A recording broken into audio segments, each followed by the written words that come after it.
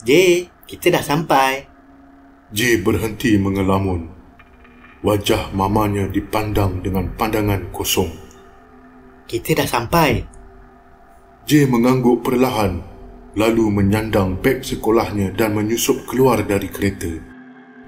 Petang nanti Mama jemput Ujar Puan Dinas sambil tersenyum. Anaknya itu hanya mengangguk dan berlalu ke dalam. J berdiri di hadapan sekolah barunya dengan muka selamba. Dia tahu di situ pun dia tidak akan mempunyai kawan seperti di sekolah lamanya, kerana sikapnya yang agak misteri. Dia menoleh ke kiri. Blok bangunan yang nampak seperti sudah lama terbiar di sebelah sana menarik perhatiannya. Dia tahu pasti ada sebabnya. Seorang cikgu perempuan datang menyapa J. Ini J ke? Pertanyaan itu hanya dibalas dengan anggukan. Nama saya Cikgu Nur. Mari saya bawa awak ke bilik pengetua. Ada dokumen penting yang awak kena sign sebelum masuk ke kelas baru. Cikgu Nur berkata. Remaja itu hanya mengangguk dan matanya sempat memandang ke blok terbiar itu buat kali kedua. Tindakannya itu disedari oleh Cikgu Nur. Blok tu dah lama terbiar. Jangan masuk ke bangunan tu tau. Pesanan Cikgu Nur segera difahami maksudnya. Ada bau pelik yang sedang menusuk-nusuk ke hidung J, macam bau bangkai yang sangat memualkan. Dokumen-dokumen sudah ditandatangani. Kini J dalam perjalanan untuk ke kelas barunya. Seperti yang dijangka, pelajar-pelajar di kelas itu memandangnya dengan muka pelik. Matanya tertancap pada seorang pelajar lelaki yang duduk di meja paling belakang. Pelajar itu sedang memandangnya dengan muka yang tersenyum. Awak duduk kat meja belakang tu ya? Arah Cikgu Nur yang merupakan guru kelas itu. Kemudian, dia menyambung sesi pembelajaran. J berjalan malas menuju ke tempat duduk.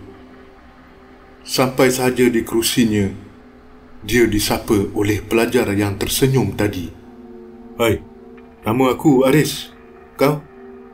Remaja lelaki itu menyapa sambil menghulurkan tangan kanannya untuk bersalam. Aku J. Mereka bersalaman. Kau mesti dah nampak blok tu kan? Aris bertanya.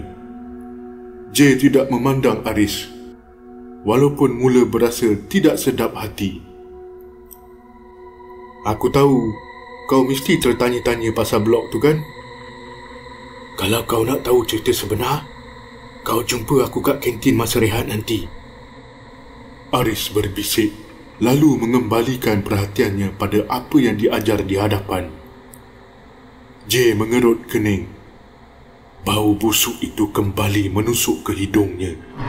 Suara bisikan menyapa ke telinga beberapa saat selepas itu.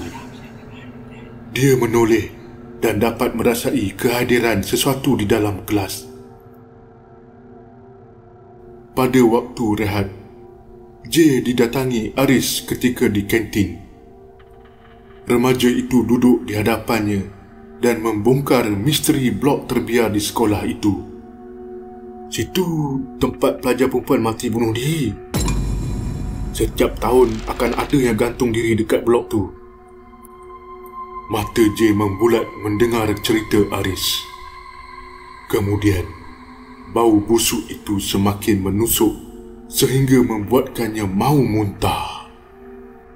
Kenapa J? Soal Aris yang perasan dengan muka merah padam J dan matanya yang berair. J menggelengkan kepala. Okey.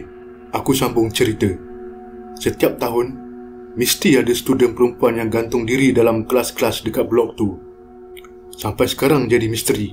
Sebab apa dia orang gantung diri ramai-ramai dekat situ? J hanya merenung makanannya. Bau busuk masih berlegar-legar dan hanya dia seorang sahaja yang boleh menghidunya. 20 orang student perempuan mati tergantung dalam kelas yang sama. Aris menyambung cerita. J tergamam. Jadi, apakah yang dia sedang hidu sekarang adalah bau busuk dari 20 mayat? Tekaknya semakin loya. Nasi yang berbaki di dalam pinggan tidak lagi menarik seleranya. Kau nak ikut tak kita orang buat sirkus kat sana? Aku tak berminat. Alah, Aku tahu kau minat sebenarnya. selalunya student yang baru pindah sini mesti teruja dengan cerita blog tu. Aris tersenyum. J tidak perlu menyertai aktiviti seperti itu kerana dia sendiri sudah puas melihat makhluk-makhluk halus. Bunyi tali berayun kuat membuatnya mendongak ke atas. Ada seorang pelajar perempuan yang sedang tergantung di antaranya dan Aris. Lidahnya terjulur keluar dan mulutnya dipenuhi darah, berayun ke kiri dan kanan. Malangnya hanya dia seorang saja yang mampu melihatnya.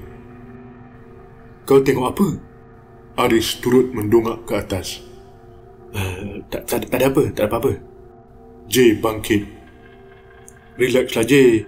Aku tahu kau minat. Dan aku tahu kau boleh nampak apa yang orang lain tak nampak. Langkah J terhenti serta-merta. Dia menoleh dan merenung Aris lama-lama. Bersambung.